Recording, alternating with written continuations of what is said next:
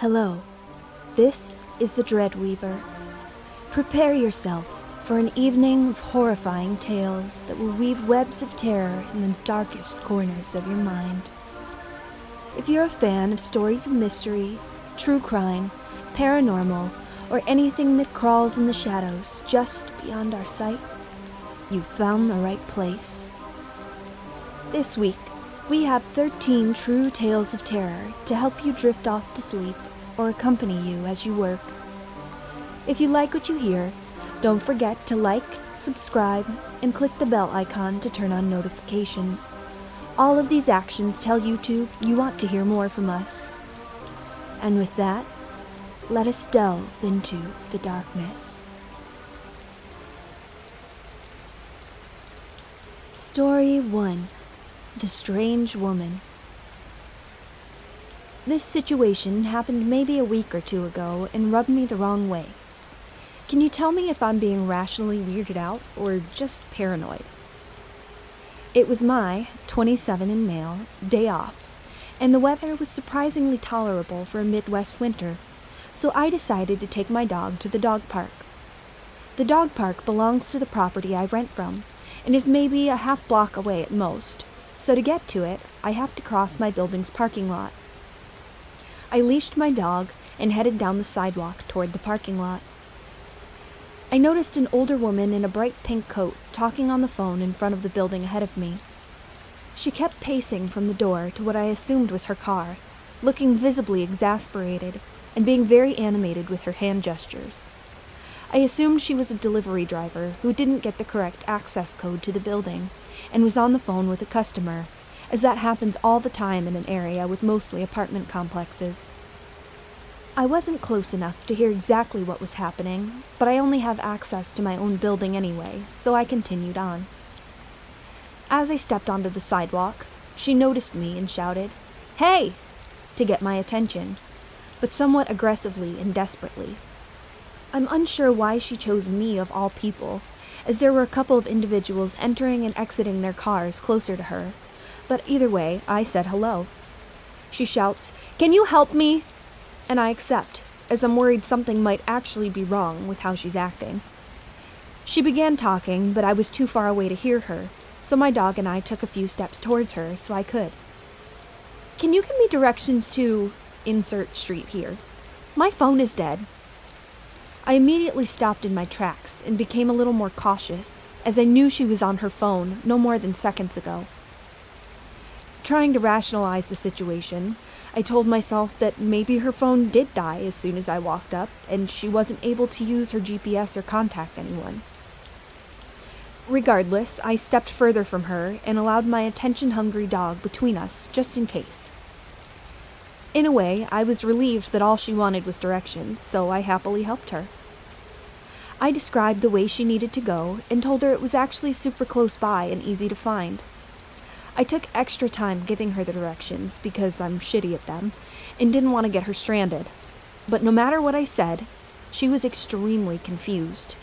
Whenever I would point left, she would seem perplexed and point in a completely different direction.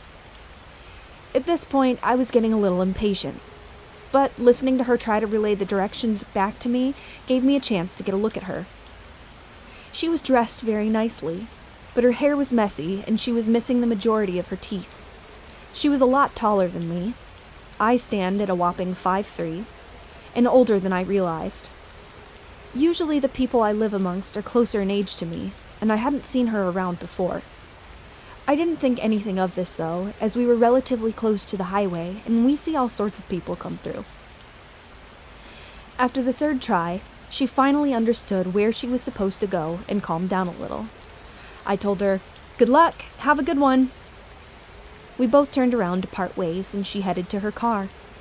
After a few steps, I noticed that the leash went taut, and my dog wouldn't budge.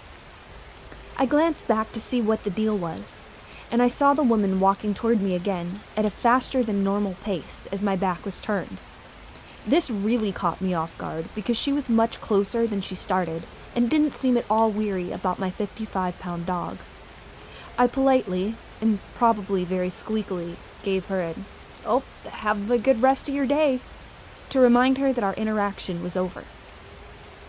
She casually stopped moving toward me and said, "Thanks, you too," before heading to her car for the final time.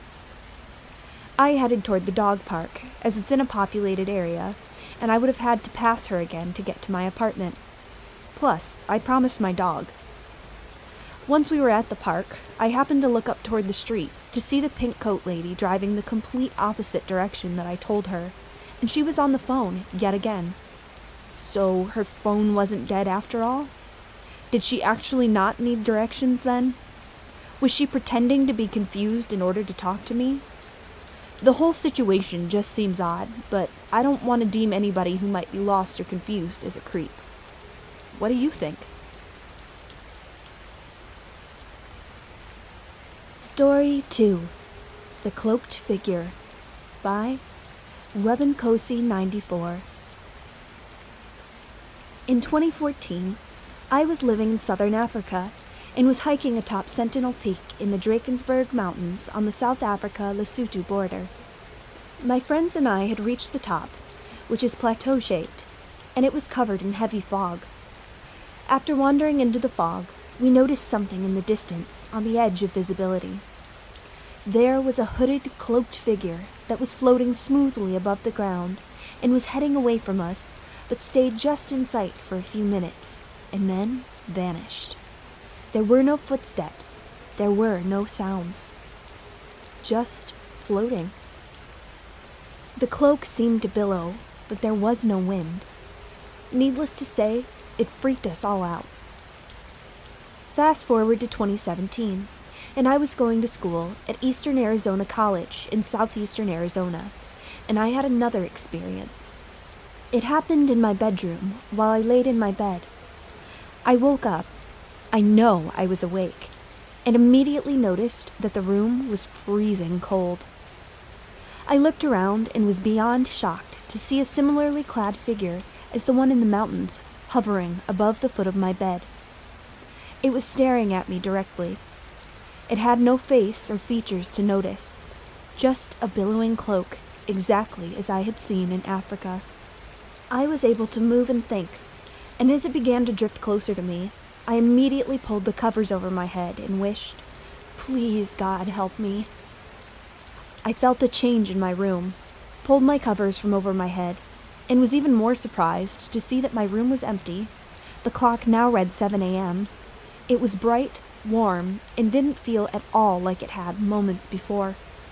Again, I know I was awake. There were no gaps in the experience. In one moment, I was freezing with a cloaked figure hovering over me, and in the next, I was warm, alone, and it appeared as if hours had passed into a new day. It could have been a night terror, but then again, maybe not. It didn't seem like one, at least.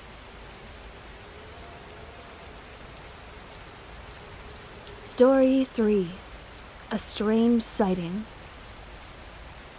So this happened a couple of years ago on March 24th, 2022. I was 16 and had just gotten my license. My friend's family was going on a day trip to the beach in Pacific City, Oregon, and a few of our friends decided that since I had just gotten my license and a new-to-me car, we should load up in my old 300ZX, take the T-tops off, and go for a nice trip to the coast. All was going well, other than the discomfort of 4 guys crammed into a small coupe on our 2-hour drive. We eventually made it to the coast and had a good day. After we had packed up our things and started to head home, my friend suggested we take a road he knew, the Nestucca Access Road for anyone familiar with the Tillamook Forest, back home instead of the main highway. It would take an extra 45 to 60 minutes, but he said it was pretty and would be a nice change in scenery, so I obliged. The sun was setting, and in the thick forest, it got dark quickly. Before we knew it, there was no cell service, no houses, and absolutely no cars, which is pretty typical for the mountain ranges between the Oregon coast and the Portland metro area, so it wasn't anything I was worrying about. After about 10 more miles, I saw a green SUV, either an early 2000s model Dodge Durango or Ford Escape, hauling a fifth wheel, crashed, and off the side of the road. Being that no one was around, I decided we should pull over and see if everyone was okay and offer any help we could. It was probably 8 to 10 feet off the road on a slope, only caught by the trees it had hit. The fifth wheel was absolutely trashed. Both of the sidewalls were caved in, with the contents of the RV spewed all along the side of the drop-off. The SUV was filled with clothes and food wrappers. Almost all of the windows were shattered, and there were some pretty significant bloodstains on what was left of the driver's door glass and the windshield, but it didn't seem like anything out of the ordinary for how bad the crash was. There was no one in or near the car, and a truck had stopped by us. We told him we didn't see anyone and that we would just be on our way. So he kept driving, and shortly after, we started our journey back on the road. We had to go pretty slowly, as the condition of the road was getting worse and worse, with massive potholes and cracks in the road, and definitely was not intended for lower-to-the-ground cars. I'd say about 3 to 5 miles after the crash site, there was a pretty sharp right-hand turn with a pullover area on the apex of the turn. As my dim headlights lit up the trees behind the pull-off, I saw what looked like a pale man with saggy skin. From what I could tell, the figure was fully naked, but was sort of behind some tall grass and shrubs, so I could really only see up to the bottom of its stomach. It had no hair and was kind of scrunched over, like how you would imagine an old man hunched over. It was just staring at my car. It didn't have any prominent features, but the biggest part I remember was its eyes reflected my headlights bright like a cat's eyes, and its whole body turned to keep looking at the car as we drove by. I didn't know what to do or what to think, and my friends in the car were all just staring behind us. They claimed that it kind of leaned out of the shrubs to watch us drive off. We were all freaked out, and we were discussing what we just saw, and whether we thought it was just some tweaker that had crashed his car and walked off, or if it was some paranormal creature. I kind of played it off as the first option, but the more I thought about it, the more it seemed like something you'd see in a liminal space or a bad AI-generated image. No eyebrows, no hair, pale, white, saggy skin, like when a person loses hundreds of pounds in a small amount of time, but also seemed scrawny and frail. We sped home, and I kind of just told people the story when the subject of paranormal experiences came up. Around July of 2023, my then-girlfriend's brother and I were pretty close, so he, his friend, and I were up driving through the trails of Dixie Mountain, talking ghost stories and such. When I told them this story, her brother's friend said he'd seen the same crash and showed me a picture of the same SUV I saw, but he said he didn't see anything creepy. I don't know what I saw or what happened, but it definitely scared my friends and I've never been back on that road since that day. Maybe someone's seen something similar, or has had a similar experience in the Oregon wilderness. I haven't thought about posting my story until today, when my partner and I were reading a book about cryptozoology and mythological creatures, and it made me think of that story. Story 4. Something was watching me at my cottage. It was the summer of 2021 when it all started. The air was the perfect temperature, neither too warm nor too cold. My cottage in northern Ontario sits in a secluded small-town region. I wouldn't say it's far away from civilization, but it's quite desolate. It's the kind of place where you can take a deep breath in and say, "This is life." My cottage is by the lake, so I love to fish at night. It's something I picked up with my dad and cousin. It feels like you've escaped the noise of the world when you're up north. At least, that's what I thought when I first pulled up one late night. The surrounding area is peaceful, save for the occasional loon's call or the rustle of leaves in the breeze. There's even an old abandoned barn nearby that has always seemed out of place, like a relic from a horror movie or something. Between the cottage and the main road lies the Wolf Fang Forest, a name I gave it as a kid after noticing its fang-like outline on Google Earth. Silly maybe, but it stuck. That night, as I pulled into the driveway around 11:30 p.m., the world felt pretty still. My Volvo, a truck I've cherished for years, was packed with summer gear. Water toys, food, camping supplies, the usual shebang. Traffic had been brutal on the way, forcing me to take an unfamiliar route. My parents and cousin had arrived earlier in the day when the sun was still high, and I was traveling with family, friends, and relatives who were eager to hit the bunks. After helping them unload and settle inside, I lingered outside to finish unpacking. There were a few bags left to take inside, with toys, towels, and other toiletries. It was then I heard it. Faint at first, almost indistinguishable from the background hum of the forest. A tune, jaunty and mechanical, mixed with bursts of high-pitched laughter. It wasn't the joyous kind of laughter you'd hear at a carnival or when you're hanging with your friend who's had one too many drinks. It was distorted. It sounded like an old record being played backward. For a moment, I froze. The sound was distant, somewhere beyond the forest, but unmistakable. I shook it off, telling myself it was my imagination. Who the fuck plays circus music in the middle of the night in northern Ontario? I forced myself to focus on the task at hand, hauling the last of the luggage inside. I mean, someone had to do the work. When I mentioned the noise to my cousin, he laughed it off. He insinuated it was probably some drunk kids messing around. His nonchalance was almost convincing, but then again, he's pretty much always nonchalant. Something about that sound clung to me, though. Who was it? The nearest cabin was quite far away, and no one here I know of is really the type to play that kind of stuff, especially loudly in the middle of the night. Later, as the rest of the family settled in, my cousin and I went outside to store the bikes and other gear in the garage. There was no wind, no rustling leaves, nothing. Just the rhythmic chirp of crickets. It was quite relaxing, and believe you me, I was ecstatic I didn't hear those hellish clown noises again. Then, right when I had assumed the noise had stopped, it happened again. The laughter. This time, it was closer, louder. The same warped tune, repeating like a broken music box. My cousin stopped, mid-step, and turned to me immediately.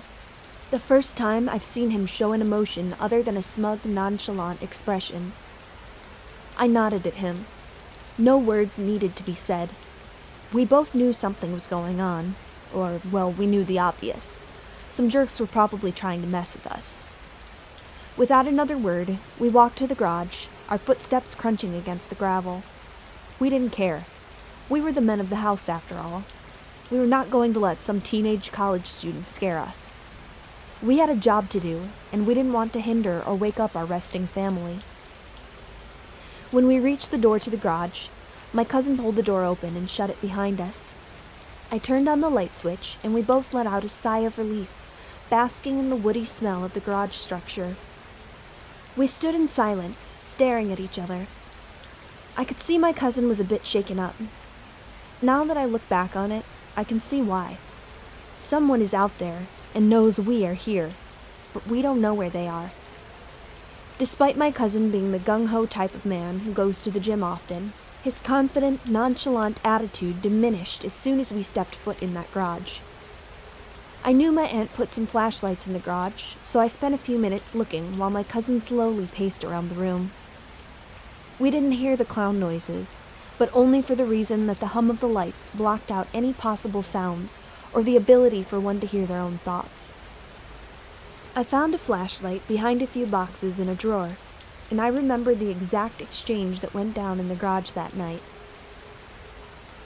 "I'm going to find out where it's coming from," I said. "You're joking," my cousin said. But I wasn't. Something about that sound gnawed at me, an instinct screaming that it didn't belong here. I told my cousin to walk, or as he interpreted it, run to the cottage and lock the door. I didn't want anyone getting into the cottage. I didn't want anything to happen, and I was going to ensure that. I opened the door to the garage and walked out as I watched my cousin sprint to the cottage door. The gravel crunched under my boots as I walked down the road, flashlight on and in hand. The forest loomed on either side of the gravel road. It felt like a tunnel. The laughter returned, faint but persistent, weaving its way through the trees. Every step I took seemed to draw it closer. Maybe it was at the end of the road, I thought. And then, as I pointed my flashlight through the trees, skimming for anything out of the ordinary, I heard it. A small sound. A crunch. The crunch of something on a fallen leaf. The crunch of a footstep. Not mine. Something was following me. I stopped, my heart ready to pump itself out of my chest cavity, and swung the flashlight toward the noise. Nothing. Just the dense wall of trees. It was probably a bird or an animal. I mean, we're in the middle of northern Ontario after all. I didn't know what time it was, but it was probably well past midnight. The sound continued, though. I couldn't tell if it was in the trees or down the road, but it grew louder, and as much as I didn't want to accept it, the noises grew closer. My breath quickened as I scanned the forest, constantly looking over my shoulder. The flashlight beam trembled in my hand. For a moment, I thought I saw something. A glint of metal, a flash of movement. But it was gone before I could be sure. Maybe a nail or a piece of debris that was reflecting it. Honestly, I was finding any and all possible excuses to calm my mind. But then the sound shifted. It wasn't just the crunch of leaves anymore. It was heavier, deliberate. Footsteps. Human footsteps. My mouth went dry. "Hello?" I called out. I didn't know what to do. The word barely echoed before it was swallowed by the oppressive silence of the forest. Nothing answered. No rustling, no response. Just the low hum of crickets and my ragged breathing. I took a step back, my foot crunching against the gravel road, and that's when it happened. A sound I will never forget. A low, distorted laugh. Not joyful, not natural, but garbled, like a broken recording of a clown's giggle being dragged through the mud. It came from my right, deep within the trees, maybe 3 or 4 meters away. My body tensed as my instinct screamed at me to run. My hand tightened around the flashlight, and I swung the beam wildly toward the source of the sound. This time, I saw something move. A figure hiding down behind a tree stump and some shrubs. My legs felt like lead, my chest tightening with every breath. I couldn't scream. The air seemed stuck in my throat. I don't know how long I stood there. Finally, I broke. The fight-or-flight instinct kicked in, and I turned on my heel, sprinting back toward the cottage as fast as my legs would carry me. The flashlight bobbed wildly, illuminating fragments of the gravel road and trees. In the distance, the laugh twisted into something guttural, almost like growling. The cottage lights came into view, but I didn't stop, didn't turn around, even as the laughs grew louder. My feet hit the front stone steps, and I threw open the door, slamming it shut and locking it behind me. I remember the adrenaline and absolute shock, scaring me so much I almost fainted and vomited. My mom looked up from the living room. I couldn't speak. I was clutching the flashlight like a lifeline. My cousin appeared from my family relative's room, his face pale as my uncle and father looked at me. I remember my dad giving my mom a hand gesture and kneeling down beside me. "You heard it too, didn't you?" he whispered. I nodded. My dad exchanged a glance with my mom and uncle, clearly trying to downplay the fear spreading across my face. My stomach was convulsing, and I was gagging, close to throwing up. My cousin and I locked the doors and windows that night, double-checking every latch and deadbolt. Even then, I didn't feel safe. Sleep didn't come easy. Every creak of the cottage made my pulse race and sweat form on my brow. Every gust of wind against the window made me want to jump into action. Somewhere out there, in the vast emptiness of northern Ontario, someone was waiting. Someone was out there. Around 3 a.m., I awoke to the sound of creaking wood. It was faint at first, almost imperceptible, but it grew louder with each passing second. The dock. Someone was walking down the dock. My blood ran cold. I got out of bed and turned on the lights. Then, just as suddenly as it started, the noise stopped. The silence that followed was deafening. I stood there, heart hammering in my chest, until exhaustion finally overtook me and I went back to bed. When I emerged the next morning, there were footprints on the dock. Muddy footprints. They were large, heavy, and unmistakable. They circled the cottage, leading to the dock and back again. I wish I could say it was all in my head, that I could explain away the strange noises, the laughter, the footprints, but I can't. Someone was out there, someone that didn't belong. And as I sit here writing this, the world feels quieter than ever. Too quiet. I don't know if I'll be alone when I go up there anymore. I don't know. Story 5. Holy Spirits. I grew up in a religious family, and we were very active in our evangelical church. The church relied on a lot of volunteer work to keep the place running. From lawn mowing to teaching to cleaning, members of the congregation would sign up to help keep the church in its best shape.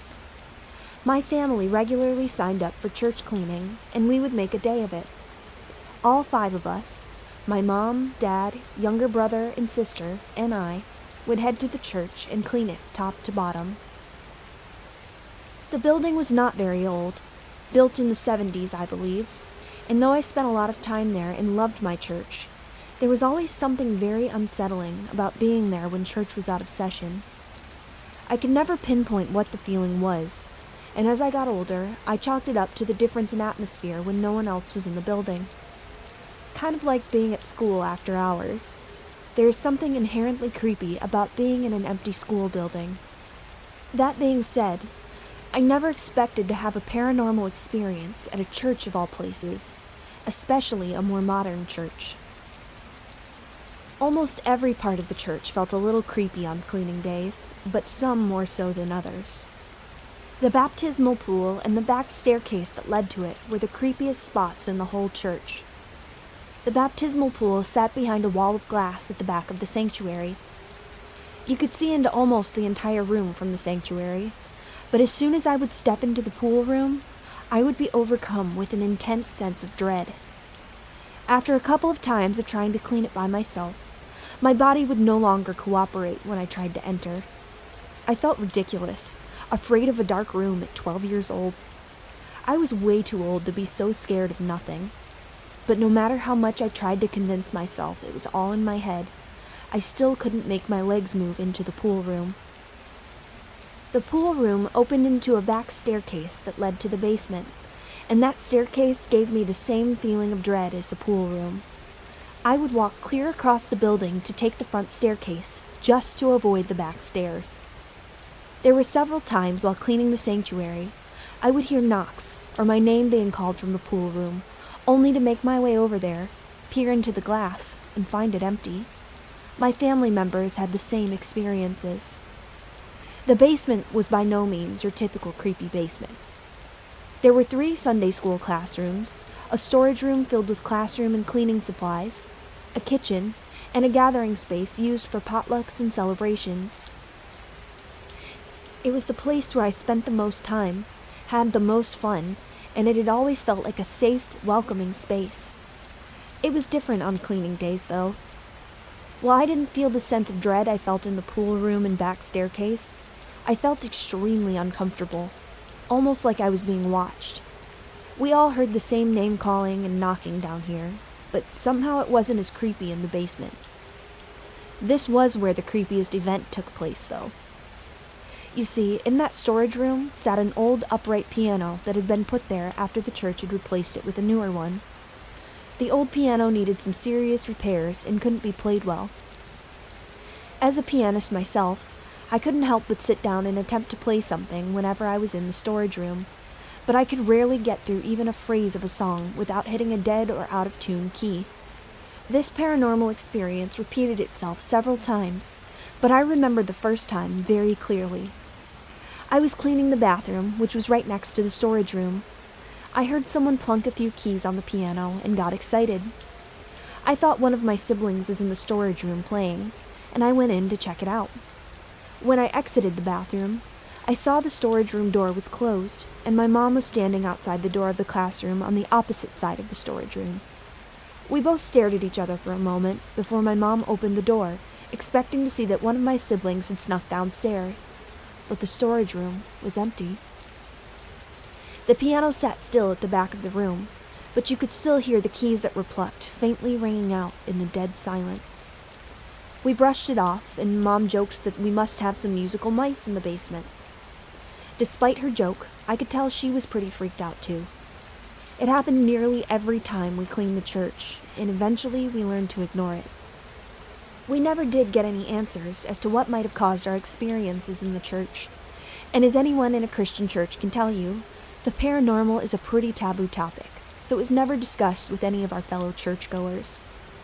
We did mention to the pastor that there might be a rodent problem, but he had it checked out and nothing of concern was ever found.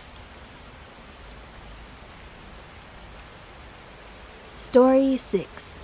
I Don't Believe in Ghosts by Fly-withme. As a teenager, I started to wonder about what happens after we die.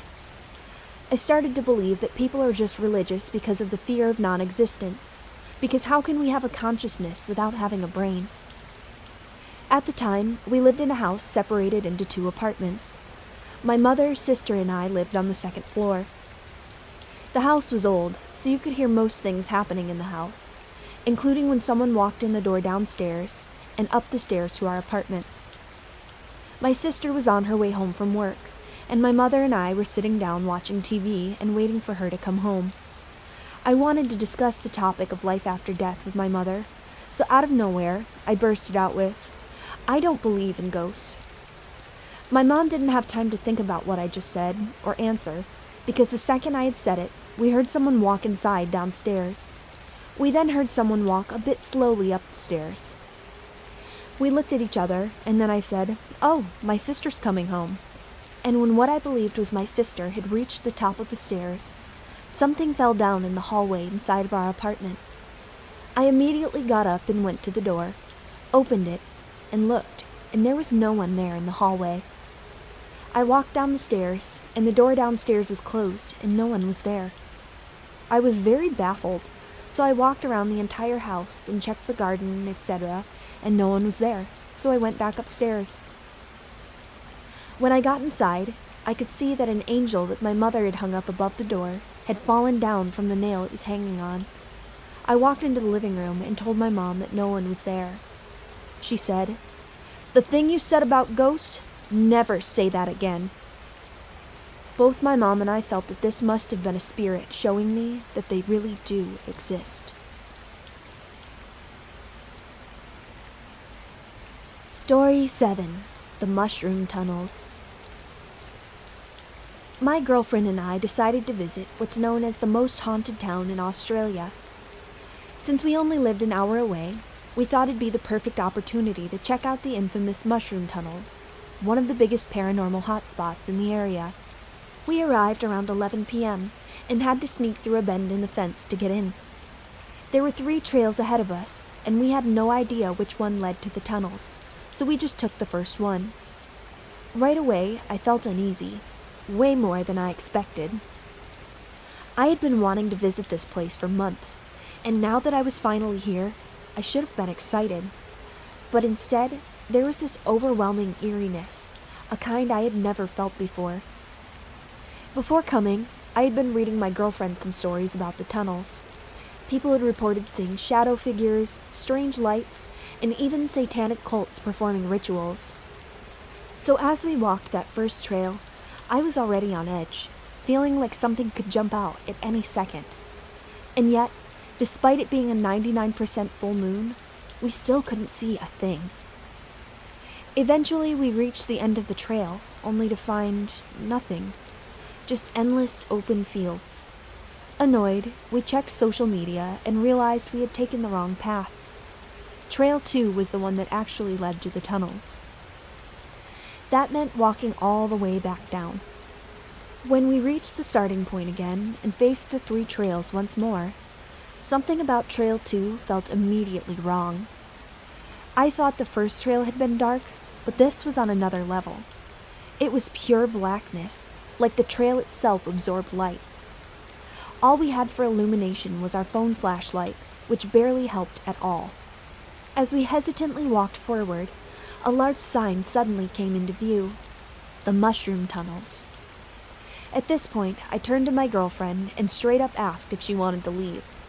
The energy here was unbearable, and for the first time, I seriously considered turning back. But then I had a moment of clarity. I had been waiting for this night for months. I was finally here. I had to at least step inside. So I turned back toward the tunnel and walked a little closer. That's when my girlfriend suddenly said, "That's the tunnel right there." I followed her gaze, I saw it, and I ran. I can't explain what I saw. It's like my eyes registered something, but my brain refused to process it. The only thing I knew at that moment was that I needed to get the hell out of there. My girlfriend caught up to me, her face pale. She swore she saw a figure standing in the middle of the tunnel, staring directly at us. I'll never truly know if that's what I saw too, but whatever it was, my body reacted before my mind could catch up. But that wasn't even the scariest part. After sprinting back to the car, we jumped in, locked the doors, and turned on the ignition. I went to connect my phone to Bluetooth, and then the most gut-wrenching, horrific sound blasted from the speakers. I can't even describe it properly. It was low, distorted, and deeply unsettling. My girlfriend immediately felt sick and begged me to turn it off, but I knew I had to capture it. I recorded as much as I could before finally shutting it down. Something tells me that place isn't done with us yet. Story 8. The Neighbor in 3B by Various Document 6150. I live in an old apartment complex with thin walls. Most of my neighbors keep to themselves, except for the guy in 3B. Mid-40s, quiet, never speaks. But the weirdest thing? His basement light is always on. I can see it from my bedroom window. At first, I thought maybe he just forgot to turn it off. But weeks passed, and that dim yellow glow never changed. No one ever went in or out of that basement. Then, last Friday at 2 a.m., the light turned off, for the first time ever. And then I heard it, muffled screaming. At first, I thought I imagined it, but then a loud thud and a dragging sound. I wanted to call the police, but what the hell would I say? Hey, my neighbor turned off his basement light for the first time and now I think he's murdering someone? So I waited, staring out the window. That's when I saw him, carrying a large black bag, stained, leaking. He looked around, then walked toward the dumpster. The next morning, the bag was gone. I don't know what to do. I don't even know if I'm safe anymore. Story 9. Did I Encounter a Spy? By Delicious Novel 4400. I'm an American now living in Vienna, Austria, which is known as a spy city. This happened a few months ago, and life has been normal, so I don't think it was really a sign of any harm toward me. I was in my apartment when someone buzzed the entrance to our building. I was not expecting anything from Amazon or the like, but sometimes when such delivery people need to enter, they buzz all the apartments in the building. I have a dog and he goes barking when they buzz, so I ignored that buzz and calmed my dog down. A few minutes later, they rang my apartment door. Again, my dog went crazy, so I tried to calm him down. A minute or two later, I answered the door, and there was this man who seemed to be ringing the door opposite of mine in the hallway. The lady that lives there never answers the door, and is very private, so it was no surprise when no one answered. The man was tall, in his 50s or so, with glasses, dressed in a suit and a coat over that and a hat. Literally, think of the spy emoji, minus the mustache and with glasses. He was also wearing this earpiece thing. I'm not sure if it was a camera or a microphone, but it resembled a Bluetooth device from the mid-2000s, if that makes sense. And it was only on one ear. I'm noticing all these things, but at the same time I decide to just play along. I just figured if someone wanted to investigate me, I had nothing to hide. So the man says, in German, he's looking for X family that lives upstairs and that he's been looking for them and trying to contact them for 2 years. Odd, because just the week before, Amazon dropped off my package with them, and I had to go to their door to ask for it. So I saw them and know that they're there. I tell him my German isn't that great, so then he asks if I want him to speak in English, French, Spanish, Russian, etc. I found that interesting, and out of curiosity, I said Spanish. I'm fluent. So from here on, the conversation between us was all in Spanish. I tell him I don't know the family that well, but I saw them, and basically try to end the conversation. But then he asks me where I'm from, and I say the US. He tells me all this stuff about how back in the day he lived and worked in the US, and how he knew Kamala Harris back when she was a prosecutor and blah blah. So weird, but this is some kind of clue to me that if that's true, he was admitting to being some kind of investigator, spy, prosecutor, or whatever. He asks me what state I'm from, and I say Texas. Again, this was all in Spanish. But I notice as I'm saying this, he pulls his phone from his pocket and is kind of holding it directly in front of me. I start to think maybe he was audio recording, but the screen looked dark as if the phone was asleep. But he asks me what state like 3 times. Where? Texas. Where? Texas. Wait, say that again. Where? Texas. Nowhere in our conversation did he seem to have problems, and all of a sudden his phone is out and he seems like he can't hear me. I got weirded out, so I circled back and told him I didn't have any other info on the family upstairs, and that's it. I say goodbye and close the door. Any ideas on this guy? Like I said, it was months ago, but I still wonder. I mean, what was that weird earpiece thingy? And if he were a spy, why make it so obvious? What about the phone thing? And if he was looking for me or wanted info about something, why be ringing the next door after I ignored the door a minute to calm my dog?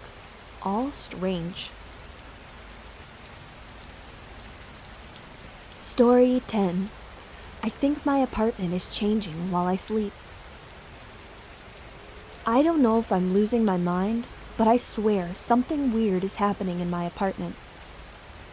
A few weeks ago, I started noticing tiny things. My phone charger moved slightly. A book I was reading was on the wrong page. My keys weren't where I left them. At first, I blamed it on stress or just being forgetful. But then it got weirder. One morning, my couch was a few inches off from where it should be. Another time, a glass I left in the sink was back in the cupboard, clean. The freakiest part? My door is still locked every morning, and no one else has a key. Last night, I took pictures of my living room before going to bed. This morning, the rug was different. Like, not just moved, it was a completely different rug. I don't know what to do. I live alone, I have no history of sleepwalking, I don't use any substances. Either I'm losing my grip on reality, or something else is going on. Has anyone experienced anything like this? Story 11. My New Job is Haunted by Weary Passage 7582. So I started this job a month ago. I'm an overnight security officer in one of multiple buildings on a large campus. I signed an NDA, so I can't really be more specific or I would risk identifying my client. Anyway, I started my job training on first shift, and I'll admit I was skeptical when I started hearing the stories. Things moving, doors opening and closing, actual full-bodied apparitions in the middle of the day, a little girl that throws things in one of the older buildings, stuff of that nature. I'm usually pretty sensitive to the paranormal, having experienced it often growing up. I've experienced many unexplainable things, but the buildings I trained in didn't feel threatening, so I dismissed it. I've been working my regular shift for 2 weeks now. My first day on third shift, I was checking a bathroom when a shadow man leaned out and glared at me as the door shut. I felt paralyzed. I didn't feel safe. But I brushed it off again and told myself it would be fine. I need this job. It's the only place in my area that pays a livable wage. I put up with every whisper, every bang, every uneasy feeling of danger as I walked through the building. And I told myself it's an adjustment period. We're new to each other. It will calm down with time. Yesterday, I learned that my building specifically was built on top of a historical graveyard. Specifically, a graveyard for slaves and their descendants. When the property was bought by my client, the bodies were exhumed and moved across the street. But their original resting place is under my feet every night when I go to work. Tonight, I was checking the emergency exits, which are enclosed in a stairwell. I checked that the door was secure and that there were no hazards. Then I tried to re-enter the building from the stairwell, and the door was held tight. I would open it just enough to see that there was no one there on the other side, and it would slam shut again. A few minutes after I finally got out of the stairwell, I entered a loading area and was immediately confronted by a massive shadow figure hat man, at least 7 feet tall and watching me. I took a deep breath and kept going. Funnily enough, tonight was probably the least threatened I've ever felt since I started working nights.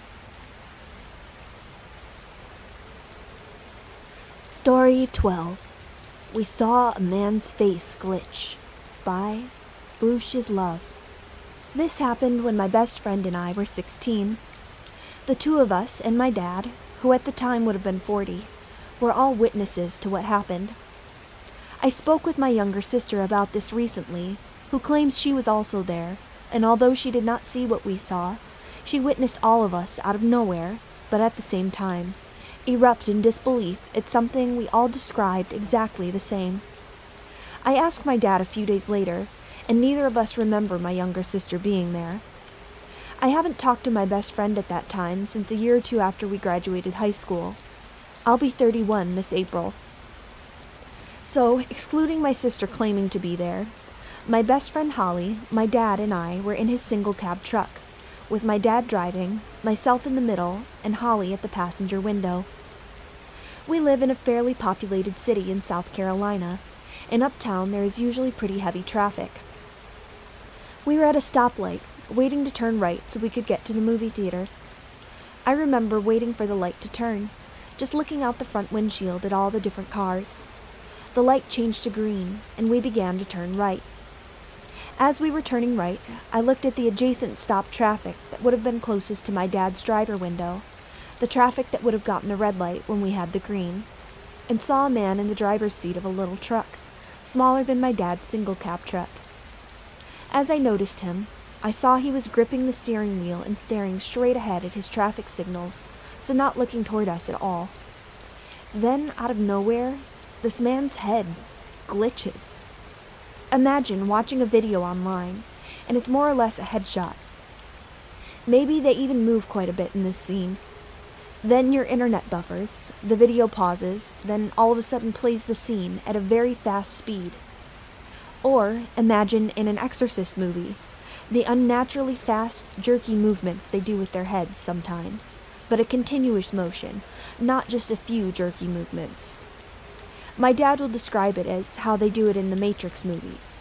I haven't seen those since I was a kid and don't remember them, so I can't confirm the relation to what I witnessed. Anyway, I see this man do this as we are turning. It lasts only a second, and then it ends, and he's continuing to stare out of his windshield at his traffic light, as if nothing just happened.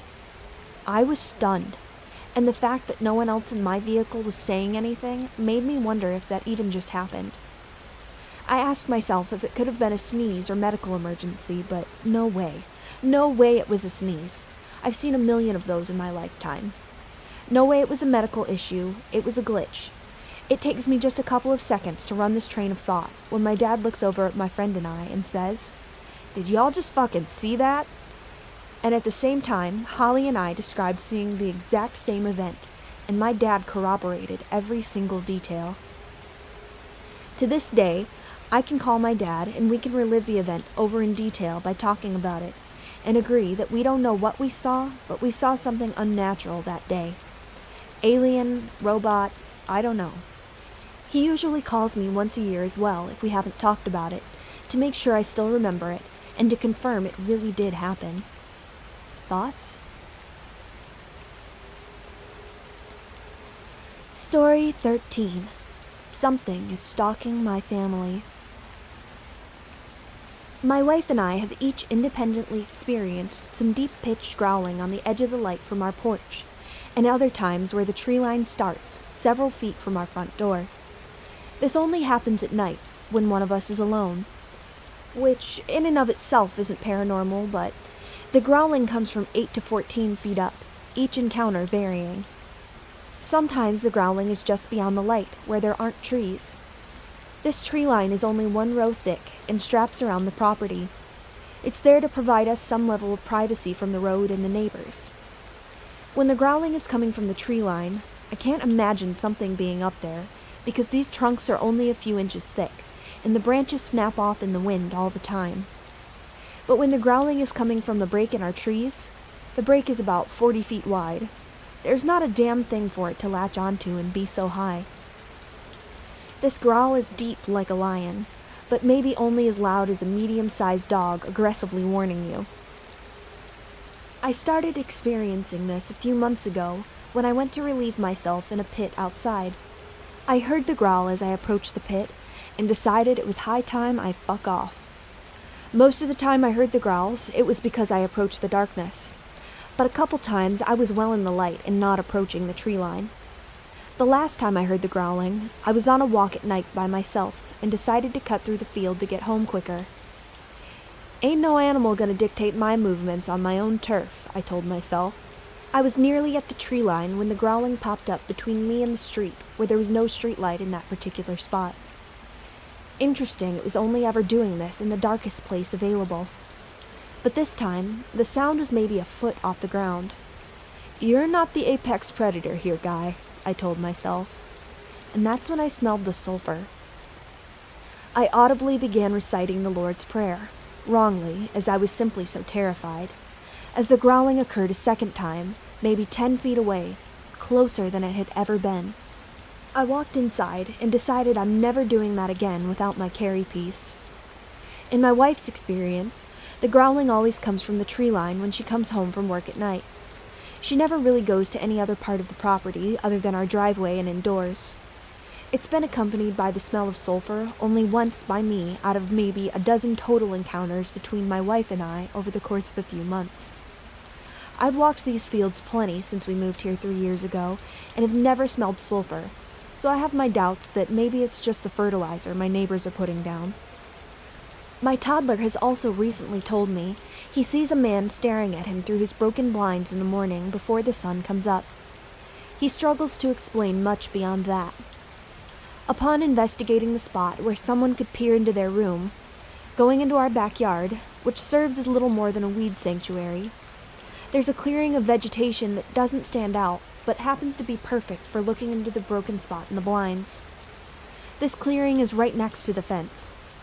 That alone has me ready to file a police report. I've seen scary things I can't explain on this sub be explained in a matter of minutes as something silly and mundane. I'm hoping you guys can do the same for me.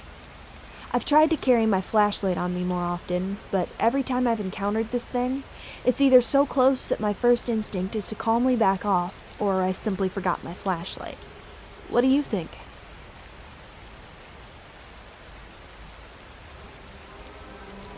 Thank you for joining me for this episode of The Dreadweaver. I'll be back next week with more terrifying true tales.